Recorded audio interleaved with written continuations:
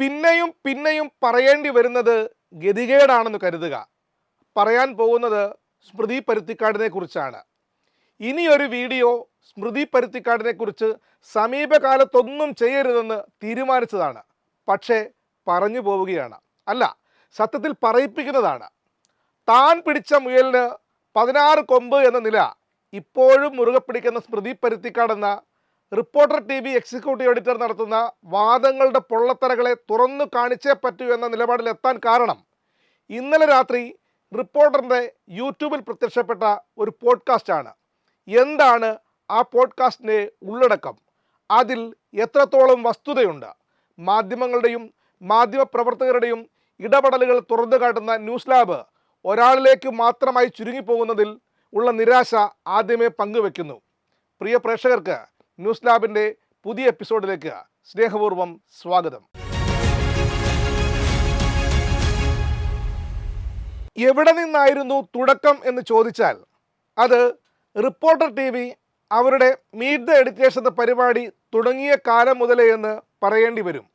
അവതാരകരെ തമ്മിൽ തെല്ലിച്ച് റേറ്റിംഗ് കൂട്ടുന്ന പരിപാടിക്ക് ഒരു പരദൂഷണ സദസ്സിൻ്റെ ചുറ്റുവട്ടങ്ങൾ ഉള്ളതിനാൽ തരക്കേടില്ലാത്ത വിധം പ്രേക്ഷകരെ സൃഷ്ടിക്കാൻ മീറ്റ് ദ എഡിറ്റേഴ്സിനായി. സത്യത്തിൽ ഈ മീറ്റ് ദ എഡിറ്റേഴ്സിൻ്റെ ആദ്യ ഡിസൈൻ ഇതായിരുന്നില്ല. ഒരു പ്രമുഖ വ്യക്തിത്വത്തെ നടുക്കിരുത്തി എഡിറ്റോറിയൽ പ്രതിനിധികൾ ചോദ്യങ്ങൾ ചോദിക്കുന്ന ഒന്നായിരുന്നു meet the editors programme. Nikesh കുമാറും PT നാസറും PK പ്രകാശും അനുപമ വെങ്കടേഷും പിന്നീട് അഭിലാഷ് മോഹനും നിഷാദ് റാവത്തറും KB മധുവും ഒക്കെ ചേർന്ന് വട്ടം കൂടിയിരുന്ന് അതിഥിയോട് ചോദ്യം ചോദിച്ചിരുന്ന പരിപാടിയാണ് പുതിയ മാനേജ്മെൻറ്റ് വന്നപ്പോൾ ഇപ്പോൾ കാണുന്ന പരദൂഷണ സദസ്സായി പരകായ പ്രവേശം നടത്തിയത്. നമസ്കാരം. നടൻ ജഗദീഷാണ് മീറ്റ് ദ എഡിറ്റേഴ്സിൽ സജീവ രാഷ്ട്രീയക്കാരനാവാൻ ഒരു സ്ഥാനാർത്ഥിത്വം ചെയ്യാൻ കഴിയും. താങ്കൾക്ക് നല്ല ആത്മവിശ്വാസം തന്നെ. താങ്കൾക്കെതിരെയുള്ള വിമർശനങ്ങൾ മത്സരിക്കുന്നതിന് മുമ്പ് അല്ലെങ്കിൽ അങ്ങനെ മീറ്റ് ദ എഡിറ്റേഴ്സിൽ അതിഥി ഒഴിവായി അവതാരകർ പക്ഷം പിടിച്ച് ഏറ്റുമുട്ടി തുടങ്ങി. സുജയ പാർവതി സംഘപരിവാർ പക്ഷത്തും സ്മൃതി പരുത്തിക്കാട് കോൺഗ്രസ് പക്ഷത്തും അരുൺകുമാർ മധ്യ ഇടതുപക്ഷത്തും മുതലാളിയും മാനേജിംഗ് എഡിറ്ററുമായ ആൻഡ്രോ അഗസ്റ്റിൻ ഇടതുപക്ഷത്തും നിലയുറപ്പിച്ചു. ആക്രോശിച്ചു, ആഞ്ഞടിച്ചു. പലപ്പോഴും അതിര് തർക്കത്തെ തുടർന്ന് അയൽവാസികൾ കലഹിക്കുന്നതിൻ്റെ വക്കോളമെത്തി. അടിയൊഴികെ മറ്റെല്ലാ കൂട്ടുകളും സമാസമം ചേർത്ത പരദൂഷണം കൊതിക്കുന്നവർക്ക് മുന്നിൽ വിഭവസമൃദ്ധമായ ടെലിവിഷൻ പരിപാടി ഉണ്ടായി. ഇതിലൊരു കലഹമാണ് നിലവിൽ വിവാദ പരിസരത്ത് നിന്നും വിടാതെ നിൽക്കുന്നത്. സ്റ്റേജ് മാരേജ് നാടകം. എന്നിട്ട് 13 പേരെ തെരഞ്ഞെടുപ്പിന് മുൻപ് മുഖ്യമന്ത്രിയെ കാണാൻ വരിക, എന്നിട്ട് നമിക്കുക, കാലിൽ തൊട്ട് വന്നിക്കുക, എന്നിട്ട് വരൂ. ഇതോടെ ഇടതുപക്ഷ അണികൾ പ്രത്യേകിച്ചും CPM സൈബർ ഹാൻഡിലുകൾ ഒരു ക്യാമ്പയിൻ ആരംഭിച്ചു. ഫേസ്ബുക്കിലായിരുന്നു ഇതിന് തുടക്കം. പിന്നീട് അത് മറ്റു പലയിടങ്ങളിലേക്കും പടർന്നു. അവരുടെ ആവശ്യം നാടകം പരാമർശത്തിൽ സ്മൃതി പരുത്തിക്കാട് മാപ്പ് പറയണം എന്നതായിരുന്നു. ഈ ക്യാമ്പയിൻ വളരെ വേഗം വിജയിച്ചു. CPMമാർ മാത്രമല്ല, സൈബർ സ്പേസിലെ നിഷ്പക്ഷർ പോലും ഈ ക്യാമ്പയിനിൽ പങ്കാളികളായി.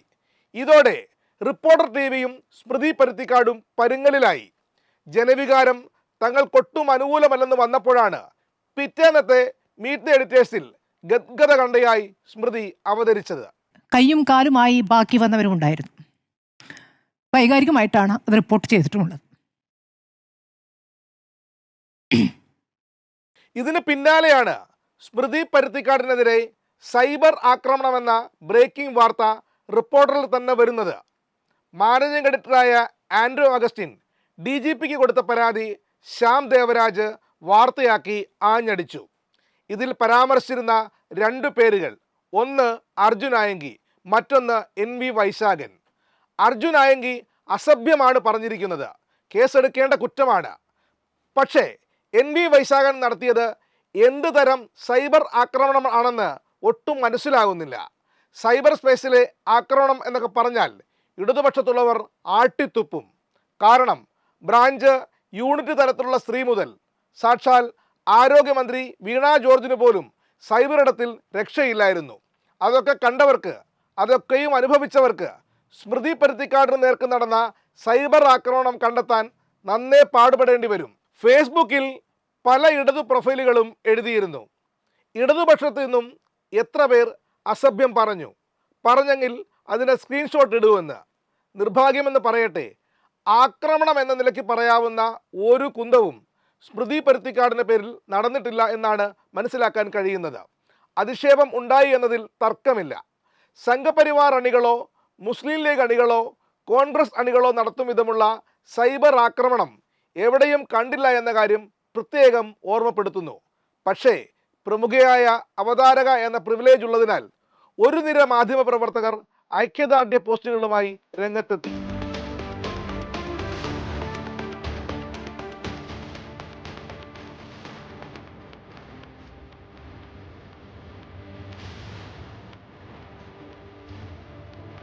ഇത്രയും വിശദമാക്കിയത് ഈ വിഷയം ആദ്യമായി അറിയുന്ന ഒരാളാണ് നിങ്ങളെങ്കിൽ അത് കൃത്യമായി മനസ്സിലാകണം എന്ന് കരുതി തന്നെ പറഞ്ഞതാണ്. പറഞ്ഞു വന്നത് സ്മൃതി പരുത്തിക്കാടിനെതിരെ വൻ സൈബർ ആക്രമണമെന്ന നരേറ്റീവ് പൊതുമണ്ഡലത്തിൽ സൃഷ്ടിക്കപ്പെട്ടു. ഇനി തൻ്റെ ഊഴമെന്ന നിലയ്ക്കാണ് സ്മൃതി ജിഷ്ണു രവീന്ദ്രനുമായുള്ള പോഡ്കാസ്റ്റിൽ പ്രത്യക്ഷപ്പെടുന്നത്. നിരന്തരമായി സൈബർ അറ്റാക്കിന് ഇരയാക്കപ്പെടുന്ന ഒരാളെന്ന നിലയ്ക്കാണ് ജിഷ്ണു സ്മൃതിയെ അവതരിപ്പിക്കുന്നത്. ദുരന്തബാധിതരെ അവഹേളിച്ചു എന്ന ചോദ്യത്തിന് താൻ എങ്ങനെയാണ് ദുരന്തബാധിതരെ അവഹേളിക്കുന്നത്? താൻ ദുരന്തബാധിതർക്ക് ഒപ്പമാണ്, അവരുടെ നിസ്സഹായാവസ്ഥ ചൂഷണം ചെയ്യുന്നു എന്നതാണ് തുടക്കം മുതൽ താൻ ചൂണ്ടിക്കാട്ടുന്നത് എന്നുമായിരുന്നു സ്മൃതിയുടെ ആദ്യഘട്ട മറുപടി. വയനാട് ദുരന്തത്തെ സർക്കാരും CPM-ഉം ഇടതുമുന്നണിയും സെലിബ്രേറ്റ് ചെയ്യുന്നുവെന്ന ഗുരുതര ആരോപണവും സ്മൃതി മുന്നോട്ട് വയ്ക്കുന്നു. അതായത് ആക്രി പെറുക്കിയും മീൻ വിറ്റും ബിരിയാണി ചലഞ്ച് നടത്തിയും 20 കോടി രൂപ കണ്ടെത്തി 100 വീടിനുള്ള പണം നൽകിയ DYFI അടക്കമുള്ള സംഘടനകൾ മുതൽ വയനാടിന് വേണ്ടി 1 രൂപയെങ്കിൽ 1 രൂപ മാറ്റിവെച്ച ഓരോ മനുഷ്യരെയുമാണ് താൻ വീണ്ടും അധിക്ഷേപിക്കുന്നതെന്ന് സ്മൃതി മറന്നുപോകുന്നു. 13 പേർ നന്ദി പ്രകടിപ്പിക്കാൻ പോകുന്നു. പാലുകാച്ചൽ ക്ഷണിക്കാൻ പോയത് എന്നാണ് പറയുന്നത്. എന്ന് പാലുകാച്ചൽ നടക്കും? അപ്പോൾ തന്നെ മനസ്സിലാകുമല്ലോ സർക്കാർ കളിച്ചത് നാടകമാണെന്ന്. അതായത് നാടകമെന്ന വിവാദവാചകം സ്മൃതി മനഃപൂർവ്വം തന്നെ ആരോപിക്കുന്നു.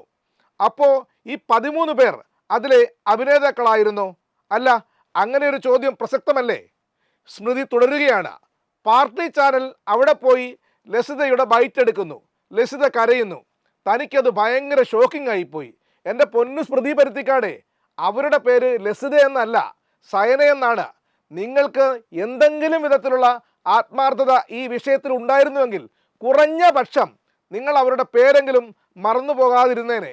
കഷ്ടമാണ്, മഹാകഷ്ടം. അവിടെ ദുരന്തബാധയെ അവിടെ പോയി ലസിതയുടെ ബൈറ്റ് എടുക്കുന്നു, ലസിത കരയുന്നു. അവിടെ ദുരന്തബാധയെ അവിടെ പോയി ലസിതയുടെ ബൈറ്റ് എടുക്കുന്നു, ലസിത കരയുന്നു. സങ്കടം തോന്നി. എന്താ വെച്ചാൽ എൻ്റെ മനസ്സിൻ്റെ ഉള്ളിൽ നിന്ന് വന്നതാണ്, അല്ലാണ്ട് ആരും പറയിപ്പിച്ചിട്ട് വന്നതല്ല. അനീഷ് ആൻഡ് സൈന 5 പേരോളം മരിച്ചു ഈ സംഭവത്തിലല്ലേ? സൈനയുടെ വീട്ടിലുള്ള നിങ്ങൾ എവിടെയായിരുന്നു താമസിച്ചിരുന്നപ്പോ? ചൂരൽമല സ്കൂൾ റോഡിന് വെള്ളാർമല സ്കൂളിന്റെ അതിന് മേലേക്ക് മുകളിലായിരുന്നു അല്ലേ? ഇവിടം കൊണ്ടും സ്മൃതി നിർത്തുന്നില്ല. താൻ അവരെ വിളിച്ചു, അവരും കരഞ്ഞു, താനും കരഞ്ഞു. ഇനിയൊരു കാര്യം പറഞ്ഞുകൊള്ളട്ടെ. ലസിത എന്ന് സ്മൃതി പരുത്തിക്കാട് പറഞ്ഞ, അതായത് 3 മക്കളെ നഷ്ടപ്പെട്ട സയന എന്നു പേരുള്ള അമ്മയെ അവർ വിളിച്ചിരുന്നു എന്നത് സത്യമാണ്. എന്നാൽ വിളിച്ച ശേഷം എന്താണ് സംഭവിച്ചത്? എന്തിനാണ് സ്മൃതി പരുത്തിക്കാട് ആദ്യം കരഞ്ഞത്? പെട്ടെന്ന് കരച്ചിൽ നിർത്തി നിങ്ങൾ എന്തൊക്കെ ചോദ്യങ്ങളാണ് അവരോട് ചോദിച്ചത്? എന്തുകൊണ്ടാണ് ഭർത്താവ് സയനയുടെ കയ്യിൽ നിന്നും ഫോൺ വാങ്ങി നിങ്ങളോട് സംസാരിക്കേണ്ടി വന്നത്? എന്തുകൊണ്ടാണ് നിങ്ങൾക്ക് ആ ഫോൺ വിളി അവസാനിപ്പിക്കേണ്ടി വന്നത്? ആരാണ് ആദ്യം ഫോൺ കട്ട് ചെയ്തത്? ഒന്നും ഉറപ്പല്ലേ? നിങ്ങൾക്ക് അനുകൂലമായി നിങ്ങൾ പറഞ്ഞ വാദങ്ങൾ ശരിയെന്ന് അവർ പറഞ്ഞിരുന്നുവെങ്കിൽ എപ്പോഴേ നിങ്ങൾ ബ്രേക്കിംഗ് അടിക്കില്ലായിരുന്നോ? അതുകൊണ്ട് കൂടിയല്ലേ മുഖ്യമന്ത്രിയെ കാണാൻ പോയ ആ 13 പേർക്കും വിവാദങ്ങളിൽ താല്പര്യമല്ല എന്ന് ജിഷ്ണുവിനോട് നിങ്ങൾക്ക് പറയേണ്ടി വന്നത്? എന്തുകൊണ്ട് ദുരന്തബാധിതരോട് മാപ്പ് പറയുന്നില്ല എന്ന ചോദ്യത്തിന് ഊക്കൻ മറുപടി. താൻ ദുരന്തബാധിതരെ അപമാനിച്ചാലല്ലേ അവരോട് മാപ്പ് പറയേണ്ടതുള്ളൂ? താൻ ആ സ്ത്രീയോട് സംസാരിച്ചിരുന്നു, അവർക്ക് തന്നോട് പിണക്കമില്ല, പിന്നെന്തിന് മാപ്പ് പറയണം? ഈ പറഞ്ഞ സ്മൃതി മാധ്യമപ്രവർത്തകർക്ക് വേണ്ട ക്വാളിറ്റി എന്തൊക്കെയെന്ന് അക്കമിട്ട് നിരത്തുന്നുണ്ട്. ഒന്നാമത് സഹാനുഭൂതി വേണം, രണ്ടാമത് മനുഷ്യത്വം വേണം, മൂന്നാമത് ജനാധിപത്യ ബോധം വേണം, നാലാമത് മതേതര നിലപാട് വേണം. പഴയ ഒരു മീറ്റ് ദി എഡിറ്റേഴ്സിൽ ദിവ്യ എസ് അയ്യർ സൈബർ ആക്രമണത്തിന് വിധേയയായ സമയത്ത് പറഞ്ഞ വാചകം, അതായത് സൈബർ അറ്റാക്കൊക്കെ എല്ലാവരും നേരിടുന്നതാണ് എന്ന വാചകത്തെക്കുറിച്ച് ജിഷ്ണു ചോദ്യം ഉന്നയിക്കുമ്പോൾ അതിനുള്ള സ്മൃതിയുടെ മറുപടി ആരിലും ചിരി ഉണർത്തും. സ്മൃതിയുടെ ഇരട്ടത്താപ്പ് വെളിവാക്കപ്പെടുന്ന നിമിഷങ്ങൾ. അത് തനിക്കറിയില്ല. വാചകം അടർത്തി മാറ്റി പറയുന്നതായിരിക്കാം. പറയുന്നതിൽ നിന്ന് ഒരു വരി മാത്രം അടർത്തി മാറ്റി പറയുന്നതായിരിക്കാം. അതുകൊണ്ട് സ്ത്രീകൾ വിമർശനത്തിന് അതീതരാണെന്ന അഭിപ്രായമൊന്നും തനിക്കില്ല കേട്ടോ. പരിധി വിടുമ്പോഴാണ് നമ്മളതിനെ സൈബർ അറ്റാക്ക് എന്ന് പറയുക. അപ്പോൾ ആ പരിധി നിശ്ചയിക്കപ്പെടുന്ന യന്ത്രം റിപ്പോർട്ടർ TV-യുടെ കളമശ്ശേരിയിലെ ഓഫീസിലെ B നിലവറയ്ക്കുള്ളിൽ ഇരിപ്പുണ്ടെങ്കിൽ അതെടുത്ത് ഒന്ന് പ്രദർശിപ്പിക്കണം. നാട്ടുകാരൊക്കെ ഒന്ന് കാണട്ടെന്നേ. പിന്നെ ഇതിനിടയ്ക്കൊരു കാര്യം പറയാൻ വിട്ടുപോയി. വയനാട് ടൗൺഷിപ്പിലെ വീടുകൾക്ക് വിള്ളൽ, ചോർച്ച എന്നൊക്കെ പൊലിപ്പിച്ചെല്ലാവരും വാർത്ത ചെയ്തു. അത് അവതരിപ്പിക്കാൻ സ്മൃതി പരുത്തിക്കാടിന് പ്രത്യേക ഊർജ്ജമുണ്ടായിരുന്നു എന്ന കാര്യം കൂടി ഈ അവസരത്തിൽ ഓർമ്മപ്പെടുത്തുന്നു. നന്ദി അറിയിക്കാനായി ഇവിടെ നിന്ന് 13 പേരെ മുഖ്യമന്ത്രിയെ കാണാൻ വേണ്ടി ധർമ്മടത്തേക്ക് എത്തിക്കുകയും ചെയ്തതാണ്. അതൊക്കെ പറഞ്ഞത് വലിയ പാതകമാണ് എന്ന മട്ടിലുള്ള പ്രതികരണങ്ങളും സൈബർ ആക്രമണവും ഒക്കെ നമ്മൾ നമ്മുടെ ചാനൽ തന്നെ നേടുകയും ചെയ്തതാണ്. രഞ്ജിത്ത്, വയനാട്ടിൽ നിന്ന് തൊണ്ട കീറി റിപ്പോർട്ട് ചെയ്ത മാധ്യമപ്രവർത്തകരോടാണ് ഇത്തരം വാർത്തകളൊക്കെ ചെയ്യുന്നതിന് മുന്നേ പരിചയത്തിലുള്ള ഏതെങ്കിലും ഒരു മേസ്തിരി ഒന്ന് വിളിക്കണം. എന്നിട്ട് അവരോട് കാര്യം പറയണം. അപ്പോൾ അവർ പറഞ്ഞു തരും ഇമ്മാതിരി ഊളത്തരത്തിലുള്ള മറുപടി. ഞാനിത് വെറുതെ പറഞ്ഞതല്ല. നാട്ടിലെ വളരെ പ്രധാനപ്പെട്ട ഒരു കോൺട്രാക്ടറോടും പിന്നീട് ഊരാളുങ്കൽ സൊസൈറ്റിയുടെ CEO-യോടും കുറച്ചധികം സമയമെടുത്ത് സംസാരിച്ച ശേഷമാണ് ഞാൻ ഇത്ര ഉറപ്പിച്ച് പറയുന്നത്. വയനാട്ടിലെ ദുരന്തബാധിതർ ഇക്കാര്യത്തിൽ ആശങ്കപ്പെടേണ്ടതില്ല. ഏതെങ്കിലും വിധത്തിലുള്ള കേടുപാടുകളുള്ള വീട് നിങ്ങളുടെ തലയിൽ സർക്കാർ കെട്ടിവയ്ക്കില്ല. ഒരുപാട് പരിശോധനകൾ ഇനിയും നടക്കാനുണ്ട്. അതിനുശേഷം മാത്രമാണ് കുറ്റമറ്റൊരു വീട് നിങ്ങൾക്ക് തരിക. പക്ഷേ ഒരു കാര്യമുണ്ട്, എന്തെങ്കിലും പരാതി ഉണ്ടെങ്കിൽ മാധ്യമപ്രവർത്തകരോട് പറയും മുന്നേ അത് ബിൽഡറോട്, അതായത് ഊരാളുകൾ സൊസൈറ്റിയുടെ ഉദ്യോഗസ്ഥരോട് സംസാരിച്ചാൽ നിങ്ങൾക്ക് കൃത്യമായ ഉത്തരം കിട്ടും. അല്ലാത്ത പക്ഷം ഇന്നത്തെ പോലെയുള്ള കുത്തിത്തിരിപ്പുകൾ ഇനിയും കാണേണ്ടി വരും. സ്ത്രീകൾക്കെതിരായ അതിക്രമങ്ങൾ കുറ്റകരമാണെന്ന് ഓർമ്മപ്പെടുത്തിക്കൊണ്ട് ഇന്നത്തെ ന്യൂസ് ലാബ് പൂർണ്ണമാകുന്നു. നന്ദി, നമസ്കാരം.